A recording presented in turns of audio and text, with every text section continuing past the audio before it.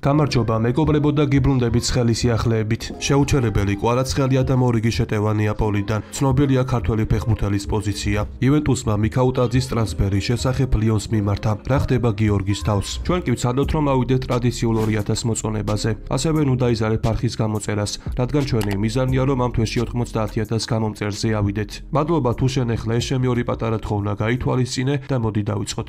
დავითაშვილისთვის 3 კლუბი იბრძვის. რა ხდება ქართველი ფეხბურთელის თავს? სამწუხაროდ დავითაშვილის კლუბი სენტ-ეტიენი ლიგა 1-დან ოფიციალურად გავარდა. ისინი ბოლო ტურში ტულუზასთან დამარცხდნენ, რამაც კლუბის ლიგა 2-ში დაქვეითება გამოიწვია. აქედან გამომდინარე კი მომავალი სეზონიდან სურიკო ახალ კლუბში ითამაშებს. შესაბამისად ჩდება კითხვა თუ რომელ კლუბში ვიხილავთ ქართველ ფეხბურთელს. გავრცელებული ინფორმაციით ამ ეტაპზე სურიკო შეძენით 3 კლუბი აქტიურადაა დაინტერესებული. ლეპროგრესის ნობით დავითაშვილი შეძენა სტრასბურგს სურს. ასევე იწერება ბეშიქტაშის ინტერესებს. ხოლო რაც შეეხება მესამე კლუბს, ეს ტრაბზონსპორი გახლავთ. ამასთან დაკავშირებით კი გამოცემა ტაკა გაზეტე შემდეგ ინფორმაციას გვაწვდის. სურიკო დავითაშვილის სწრაფი და გოლების გამტანი ფეხბურთელია, რომელსაც ტრაბზონსპორი შეტევის მარცხენა ფლანგზე განიხილავს. თუმცა მას მარჯვენა ფლანგზე და 10-იანის პოზიციაზე თამაშით შეუძლია. მიუხედავად იმისა, რომ ქართველი ფეხბურთელის ფასი საკმაოდ მაღალია და 10 მილიონ ევროს შეადგენს, ტრაბზონსპორში 6 მილიონზე მეტის გადახდას არაპირებენ და იმედოვნებენ, რომ უმაღლესი დივიზიონიდან დაქვეითებულ კლუბთან შედახმებას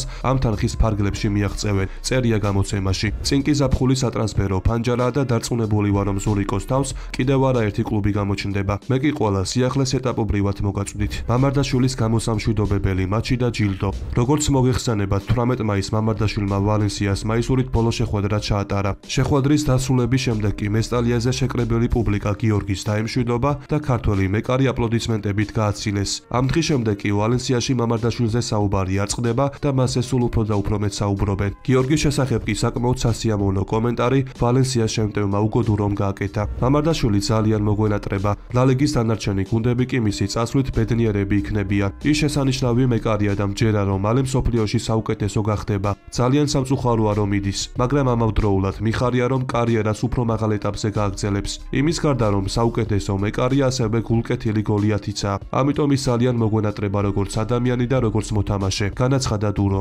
ამასთან ერთად გეტყვით იმასაც რომ სპორტულ ჟურნალისტთა ასოციაციის გამოკითხვის შედეგად გიორგი მამარდაშვილი 2024 წლის საუკეთესო კაცსპორტსმენად დასახელდა. გამოკითხვის შედეგად გიორგი მამარდაშვილმა 7 ქულა დააგროვა. 88 ქულით მეორე შედეგი ლაშა ბექაურს ჰქონდა. მესამე ადგილი კი 69 ქულით ლაშა ტალახაძემ დაიკავა. გამარჯვების შემდეგ კი გიორგის შემდეგ კომენტარს აკეთებს. მადლობა მინდა გადაუხადო სპორტულ ჟურნალისტებს. ჩემთვის ძალიან საპატიოა ეს პრიზი. მით უმეტეს რომ ოლიმპიურ წელს მოვიგე. ეს ყველაფერი დასაფასებელი, ამიტომ დიდი მადლობა მათ. განაცხადა მამარდაშვილმა. მიქაუტაძე მომავალ სეზონში ლიონის მთავარ ფორვარდად მოიაზრება, მაგრამ ლიონის ფინანსური პრობლემებიდან გამომდინარე შესაძლოა კლუბი მის გაყიდვაზეც დაფიქრდეს. ამ ეტაპზე კი მისი შეძენით არაერთი კლუბია დაინტერესებული. ცოტა ხნის წინ კი ფრანგულმა გამოცემამ სპორტმა მიქაუტაძის ტრანსფერთან დაკავშირებით შემდეგი ინფორმაცია გავრცელა. მიქაუტაძის საკუთარ რიგებში ხილვა არაერთ სახელოვან გუნდს სურს. ჩვენი ინფორმაციით კი მათ შორის ტურინის იუვენტუსიც იმყოფება. იტალიურმა კლუბმა უკვე გაუგზავნა ლიონს შესაბამისი შეტყობინება და ფრანგებს პოზიციის დაფიქსირება სთხოვა. მიქაუტაძის სავარაუდო სატრანსფერო ღირებულება კი 45 მილიონი ევროა. წერია გამოცემაში. ეს კი ძალიან მაგარი ამბავია, რადგან იუვენტუსში ტრანსფერი წინ გადადგმული ნაბიჯი იქნება. ხოლო თუ იუვენტუსი 45 მილიონ ევროს გადაიხდის,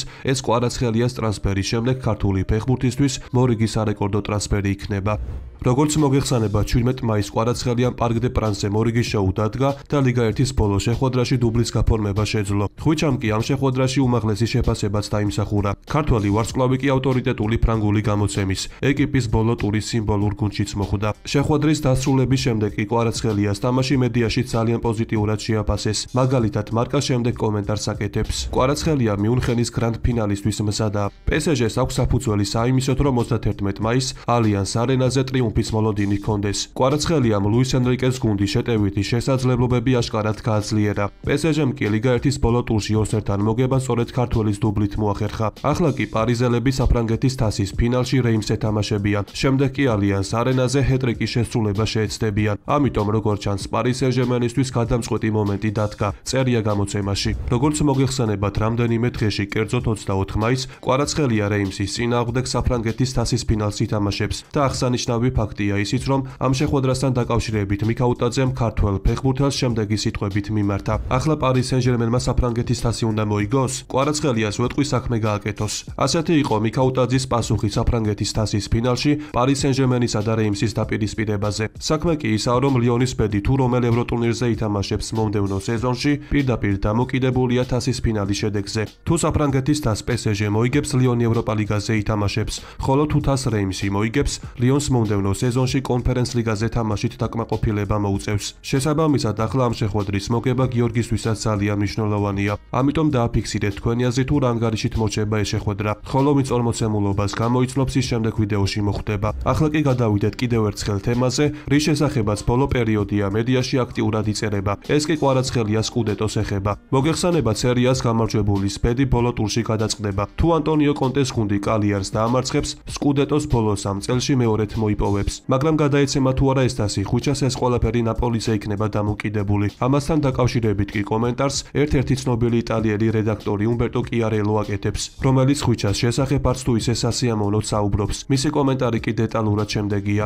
იმ შემთხვევაში თუ ნაპოლი გამარჯვებას მოიპოვებს, ნეაპოლელი ხალხის სახელით ვითხოვ, რომ ამ საჩემპიონო ზეიმზე კლუბმა კვარაცხელი არ მოიწვიოს. მას ცხოვრებაში წარმატებებს ვუსურვებ. ასევე წარმატებებს ვუსურვებ ჩემპიონთა ლიგის იმ ფინალში, რომელიც საერთოდ არ მაინტერესებს. ამბობს კიარიელო. მისი დამოკიდებულება კი საწყენია, რადგან ხვიჩამ ნაპოლისთვის ყველაფერი გაიღო, რაც საბოლოო ჯამში კლუბმა არ დაუფასა. ხოლო ის, რომ დე ლაურენტის ნაპოლიდან ყველა გაურბის, ეს ანტონიო კონტეს მაგალითზეც დასტურდება. გავრცელებული ინფორმაციით ანტონიო კონტეს ნაპოლის დატოვება და იუვენტუსში დაბრუნება სურს. ამის შესახებ იტალიური გამოცემა ტუტო სპორტი წერს. მათი ცნობით კონტე აღშფოთებულია, რომ დე ლაურენტისმა ხვიჩა ზამთარში კლუბიდან გაუშვა და მისი სათანადო შემცვლელი არ მოიყვანა. ამიტომ როგორც ხედავთ, ნაპოლიში კვლავ დაძაბული და არასტაბილური სიტუაცია. ხოლო თუ რას ფიქრობს თავად კვარაცხელია და რა პოზიცია უკავია ქართველ ფეხბურთელს, ამასთან დაკავშირებით ნეაპოლური გამოცემა ორი მატინო შემდეგ ინფორმაციას გვაწვდის. ქართველი გარემარბე ნეაპოლურ საფეხბურთო სამყაროსთან ძალიანაა დაკავშირებული და სკუდეტოსთვის ბრძოლას თვალს დიდი ინტერესით ადევნებს. კვარაცხელია და ფაბიან რუისი პარტენოპეის გულშემატკივრობენ და ყოფილ თანაგუნდელებთან მუდმივ კონტაქტში არიან, რათა მათ საოცნებო სვლას მხარი დაუჭირონ. წერია გამოცემაში.